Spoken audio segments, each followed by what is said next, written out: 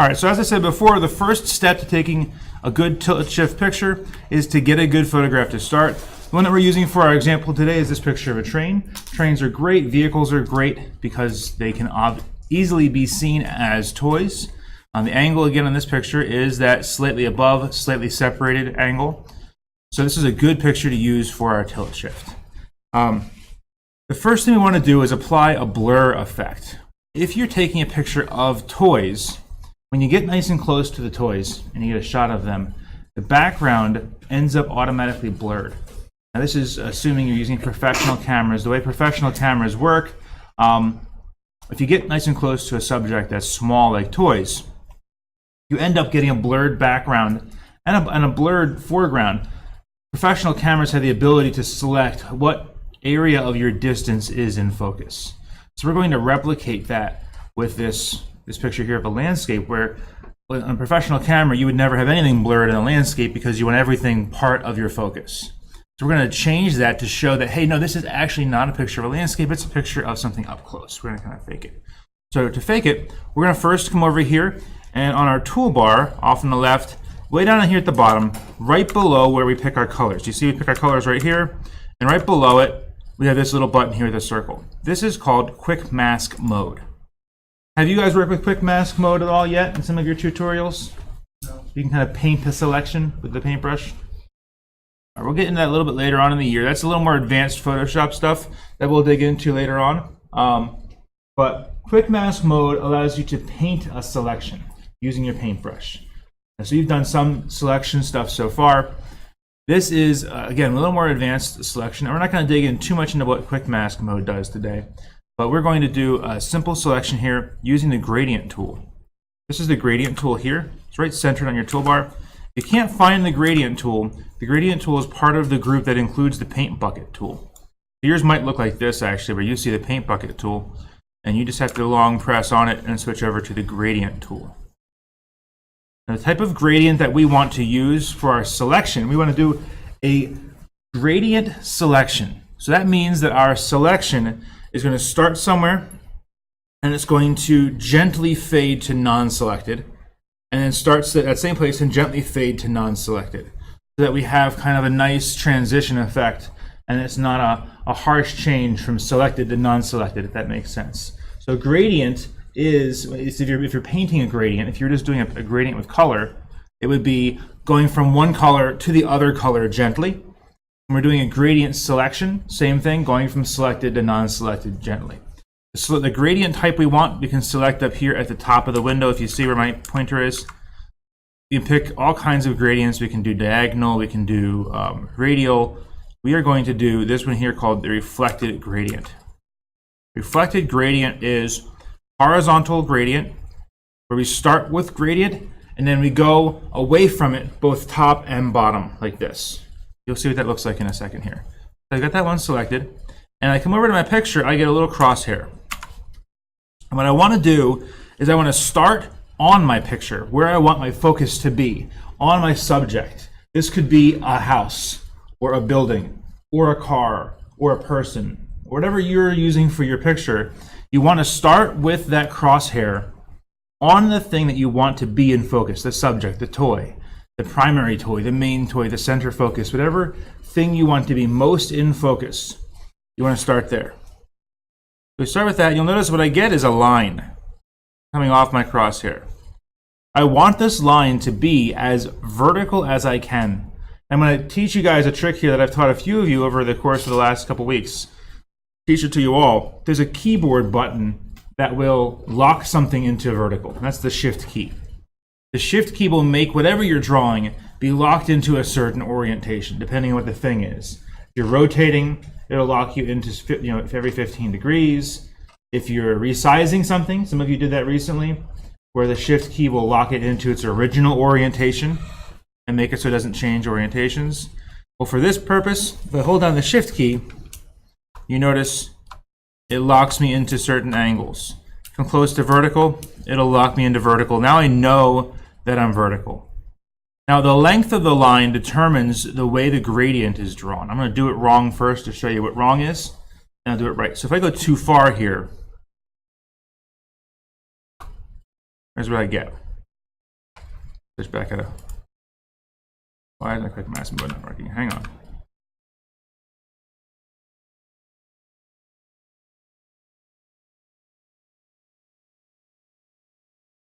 Edit in quick mask mode. Oh, I was using red and white for some reason. I need to be in black and white. My apologies. If you get that same problem, let me know. We'll change it. Your colors need to be in black and white for quick mask mode to work. Red and white aren't going to do anything. So let's try that again here. From here, up, holding down the shift key. There. So the red part is my selected part. And I've done too much. Because what I want to see is I want to see a band of red. And then I want to see unselected above, unselected below. Now for my picture, this is not the best picture. Some of you might have better ones. You'll notice that my focus, that front end of the train, is a little low on the picture, isn't it? Ideally, it should be centered to make this the best picture it can be. So I went a little too far with my dragging, and I don't have an unselected portion below my focus, do I? It's really not ideal. So let's go ahead and back that up and try again. I'm going to do a little bit shorter draw here. Whoa. And you see what I get now? Can you see I have that band of red that fades top and bottom? And I have an unselected portion above and an unselected portion below. Can you see that now? Let's try that. I think this might be okay. And we'll see what kind of effect we get. If I don't like the effect, I'll just back up and we'll try again. So we're going to go out of quick mask mode again. It's right down here. I'm going to click that to switch out. And now I can see my selection. Do you see those little marching ants that go around in a circle around the thing I have selected? I can see where I have my selection done now. And I want to apply the blur effect. Now I can't see the gradient here. I can't see that gentle selection. I just see the hard edge, right? But I promise you that that gentle edge is there, and you'll notice it soon. So we need to apply a blur effect. If I go up to my filters, I go to blur, I'm going to notice lots of different options for blur. Photoshop has a very powerful blur engine. It's very good at applying different blurs for different purposes. The one that we want for this effect is lens blur. Because technically, if this effect was being done on an actual toy, if you're taking a picture of an actual toy, then the blur would occur because of a camera lens. Does that make sense? Therefore, the type of blur we want to create is the same kind of blur as if it was from a camera lens. Does that make sense, everybody? So we're doing a lens blur. So we get this preview, and I don't like that it zooms out. Oh, here, I can zoom in. Let's go ahead and we see it here. There's a preview. Do you see the effect? Subtle, but it's definitely there. Do you see that blur effect and how it's gentle from the train to the blurred background and the blurred foreground? It's kind of cool, isn't it? How quick that happened. Now, lots of things to change in here, and most of them I don't recommend you ever touch. But honestly, you're not breaking anything. You're in preview mode. You don't like it, hit cancel, try again. It's not going to hurt you to mess around and try things. The radius is the one that affects the amount of blur. I bring this up to, like, say, I don't know, 50. Watch what happens. That's a little too much. Some of you have a heavy hand. Some of you in your projects in the past overdid it. Some of you have a tendency to overdo everything you do. This project requires a gentle touch. And if you overdo it, it will look fake. We're not trying to make it look fake. We're trying to fake it to make it look real. Does that make sense? You want to have a gentle touch. And you want to do this carefully to make it look as real as you can, to make this look like real toys and not a fake picture.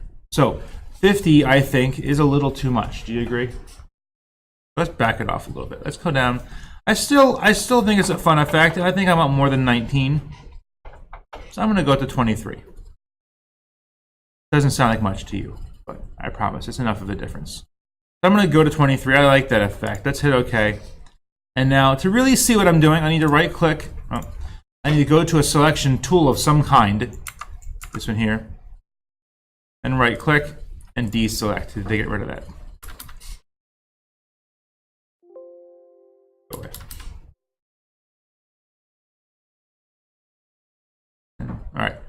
So do you see the blur effect? It's nice, isn't it? We're not done yet, though. We really haven't gotten that toy effect yet. It still just looks like a blurred landscape picture to a point. A couple more things we need to do. We want to adjust the color, brightness, and contrast to give it more of a hand-painted toy effect. Right now it has the realistic landscape effect, and we don't want that. We want to turn the realistic landscape effect into this was painted by hand because it's a toy effect. So we're going to go up into Image and Adjustments, or Adjustment Layers. You've worked with Adjustment Layers. You want to do a temporary effect, so you can turn it on and off and see what effect you have. Use an adjustment layer. If you want to do a permanent effect to the layer itself, go to Image and Adjustments. I like adjustment layers because, again, they're temporary and we can turn them on and off and we can see what effect they have. I like it for demonstration purposes because you can see what effect they have. So I'm going to come over here and I'm going to find my Vibrance layer first. Vibrance layer has vibrance and saturation, and I want to pump them both up. Hand-painted things are oversaturated. Saturation is the amount of color in a thing. More color means it's oversaturated. Doesn't mean it's brighter. It just has more color in it, as opposed to being faded. Think of the difference in saturation of being something that's faded versus something that is over-colored, has more color in it. I'll show you the difference here. This is lack of saturation. It's faded, right? This is oversaturated. Hurts your eyes a little bit, right? More color. And then this is normal. I want to bring it up by about 10 to 25% to give it a little bit more of a pumped up kind of hand-painted feel. I'm thinking somewhere right about there feels good. I also want to bring up the vibrance. Vibrance is more, it's not necessarily about the color. It's about the picture as a whole, how much it pops off the page. Let's take a look at this and bring it up. See what happens with vibrance up, vibrance down. Vibrance up, vibrance down. Do you see how it pops? I want to make it pop a little bit. This is no pop. I'm going to bring it up to about here. Right now. About there. All right. You can see the difference if I turn that off and on. Original picture. A little bit of pop, right? Now, I want to work on brightness and contrast. That's another layer right here. Brightness and contrast layer. I'm going to bring my brightness up to make it look, again, more like it's lit in a room with real lights as opposed to being outside with sunlight, and because it's a toy, right? So imagine it's in this room with the fluorescent lights in here. I want it to look like it's lit by real lights in a room because it's a toy. And up the contrast because it's a small thing with shadows and harsh edges and stuff as opposed to being, outside. So we're going to up the contrast of the brightness a little bit. Not too much, but I guess maybe 10 to 25%. And up the contrast.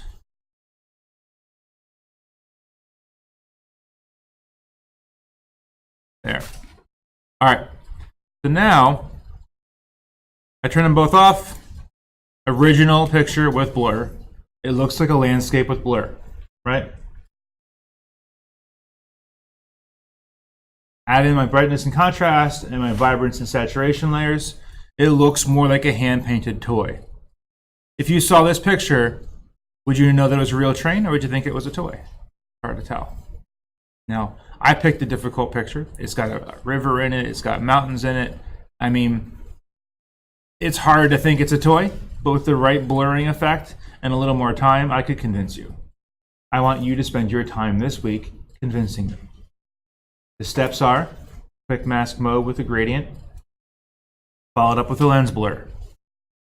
Then apply the saturation and vibrance layers and the brightness and contrast layers to make it pop and make it look like a toy.